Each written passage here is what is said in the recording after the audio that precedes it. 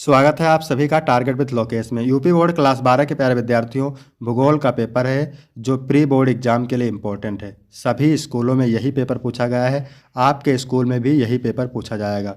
भूगोल के पेपर का पेपर कोड है 322 BBP। यही कोड का सभी स्कूल में पेपर आया है। तो आप लोग वीडियो को पूरा अंत तक देखिएगा मेरे प्यारे बच्चों। समय 3 घंटे 15 मिनट का होता है और पूर्णांक होता है 70 का। यहाँ पर थोड़ा सा निर्देश देख लेते हैं। निर्देश में क्या है? प्रारंभ के 15 मिनट परीक्षार्थियों को प्रश्न पत्र पढ़ने के लिए निर्धारित है। सभी प्रश्न अनिवार्य हैं। प्रश्न संख्या 1 से 8 बहुविकल्पीय है। प्रश्न संख्या 9 से 16 अति लघु उत्तरीय प्रश्न है, जिनका उत्तर आपको 20 शब्दों में देना है। और प्रश्न संख्या 17 से 22 लघु उत्तरीय है, जिनका उत्तर आपको 50 शब्दों में देना है। प्रश्न संख्या 23 से 24 विस्तृत उत्तरीय प्रश्न है, जिनका उत्तर आपको 150 शब्दों में देना है। प्रश्न संख्या 25 से 26 मानचित्र कार्य है। सभी प्रश्नों के निर्धारित अंक उसके सामने अंकित हैं कि कौन सा प्रश्न कितने अंक का है। तो यही पेपर आपके प्री बोर्ड एग्जाम में पूछा जाएगा। ठीक है, सभी जगह यही पेपर आ रहा है, तो आप लोग वीडियो को पूरा अंत तक देखिएगा। सबसे पहले है बहुविकल्पीय प्रश्न। तो इसमें प्रश्न नंबर 1 क्या कह रहा है? नौ निश्चयवाद की संकल्पना का प्रतिपादन किया ब्लास ने, ब्रूंस ने, ग्रिफिथ टेलर ने, रेडजल ने।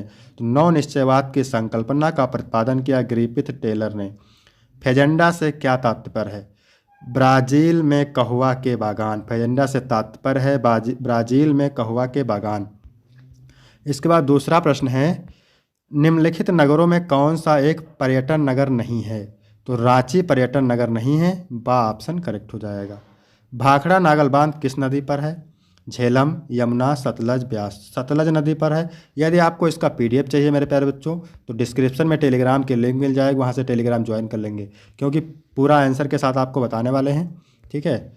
हरियाली परियोजना संबंधित है ग्राम विकास से, नगर विकास से, जल संभर विकास से, वन संरक्षण से। जल संभर विकास से। ठीक है। निम्नलिखित में से कौन सा प्राथमिक क्रियाकलाप नहीं है? खनन, कृषि, परिवहन, आखेट। तो परिवहन प्राथमिक क्रियाकलाप में नहीं आता है। इसके बाद 7 नंबर है, हल्दिया पत्तन यानी बंदरगाह अवस्थित है तमिलनाडु, उड़ीसा, पश्चिम बंगाल, महाराष्ट्र। तो इसका राइट आंसर हो जाएगा पश्चिम बंगाल। ठीक है।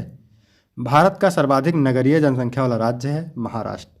महाराष्ट्र भारत का सर्वाधिक नगरीय जनसंख्या वाला राज्य है। तो यहाँ तक हो गए 8 बहुविकल्पीय प्रश्न। इसके बाद है अति लघु उत्तरीय प्रश्न। ठीक है। प्रत्येक का उत्तर आपको देना है कितने शब्दों में? 20 शब्दों में। जनसंख्या घनत्व को परिभाषित कीजिए। तो जनसंख्या घनत्व किसी इकाई क्षेत्र जैसे प्रति वर्ग किलोमीटर या वर्ग मील में रहने वाले व्यक्तियों की औसत संख्या को कहते हैं। ठीक है। ये सारे प्रश्न प्री बोर्ड एग्जाम में पूछे गए हैं, इनको आप जरूर तैयार करेंगे। वीडियो को लाइक करेंगे, शेयर करेंगे। मिश्रित कृषि की सर्व प्रमुख विशेषता क्या है? मिश्रित कृषि की सबसे प्रमुख विशेषता फसल उत्पादन और पशुपालन का एक साथ संयोजन है। इसके बाद 11 नंबर पूछा गया है, प्रौद्योगिकीय नवाचार को स्पष्ट कीजिए। तो प्रौद्योगिकीय नवाचार का अर्थ है नई या बेहतर तकनीकों, उत्पादों, प्रक्रियाओं या प्रणालियों का विकास और उन्हें लागू करना, जो मौजूदा क्षमताओं को बढ़ाते हैं, समस्याओं का समाधान करते हैं और दक्षता व मूल्य प्रदान करते हैं। इसके बाद 12 नंबर है, लाल कॉलर श्रमिक किसे कहा जाता है? लाल कॉलर श्रमिक उन श्रमिकों को कहते हैं जो मुख्य रूप से शारीरिक या मैनुअल श्रम करते हैं, जैसे कि कृषि, मछली पकड़ना, खनन निर्माण और कारखाने के मजदूर। फिर है 13 नंबर, शहद बस्ती को परिभाषित कीजिए। शहद बस्ती एक प्रकार की मानव बस्ती होती है जहां घर और इमारतें एक दूसरे के बहुत करीब सघन रूप में निर्मित होती हैं, अक्सर एक केंद्रीय स्थल पर केंद्रित होती हैं और आसपास के खेतों या चरागाहों से अलग होती हैं, जो आमतौर पर उपजाऊ नदी, घाटियों और मैदानों में पाई जाती हैं, जहां कृषि मुख्य व्यवसाय होता है। इसके बाद 14 नंबर प्रश्न है मेरे प्यारे बच्चों, नाभिकीय ऊर्जा क्या है? भारत के 2 प्रमुख नाभिकीय ऊर्जा केंद्रों के नाम।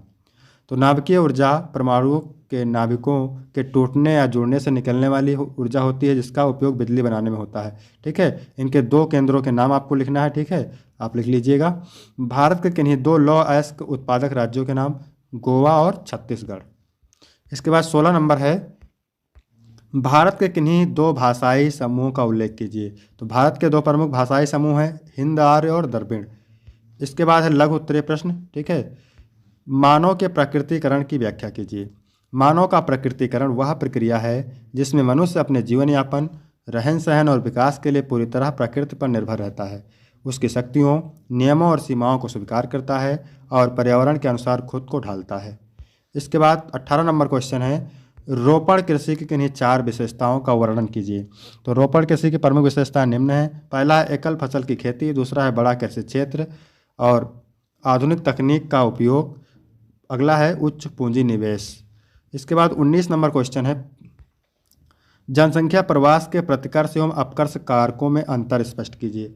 तो जनसंख्या प्रवास के प्रतिकर्ष कारक वह नकारात्मक परिस्थितियां हैं जो लोगों को अपने मूल स्थान से दूर ढकेलती हैं, जैसे गरीबी, बेरोजगारी, युद्ध, प्राकृतिक आपदाएं। जबकि अपकर्ष कारक वह सकारात्मक विशेषताएं हैं जो लोगों को किसी नए स्थान की ओर आकर्षित करती हैं, जैसे बेहतर रोजगार, शिक्षा, स्वास्थ्य सुविधाएं, बेहतर जीवन स्तर। इसके बाद 20 नंबर है, मानव विकास के 4 उपागमों का वर्णन कीजिए। ये भी पूछा गया है। तो मानव विकास के 4 प्रमुख उपागम निम्नलिखित हैं। पहला है समता, सभी व्यक्तियों के लिए समान अवसर और संसाधनों की उपलब्धता। दूसरा है सतत पोषणीयता, विकास की प्रक्रिया को इस तरह से संचालित करना कि भविष्य की पीढ़ियों के लिए संसाधन सुरक्षित रहे। तीसरा है उत्पादकता, आर्थिक विकास और मानव संसाधनों की क्षमता में वृद्धि।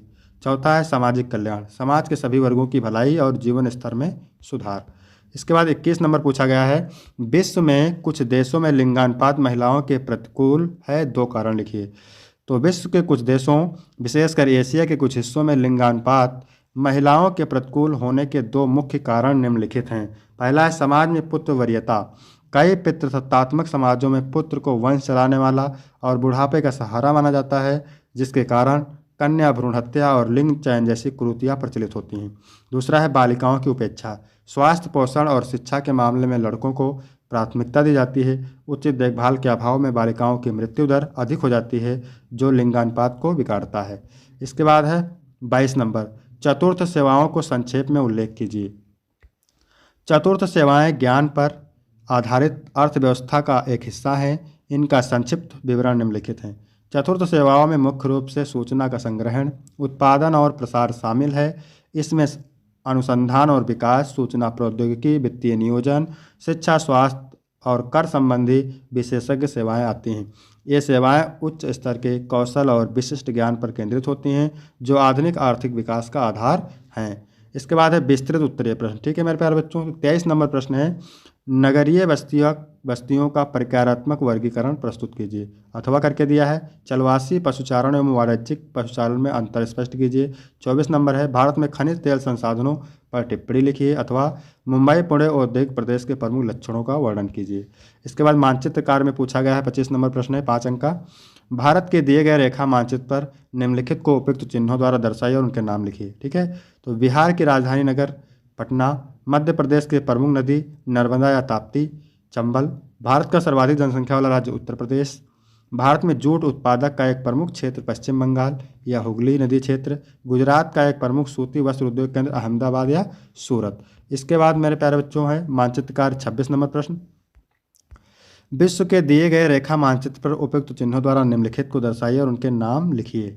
विश्व में सबसे अधिक कहवा काफ़ी उत्पादक देश कौन सा है? ब्राज़ील।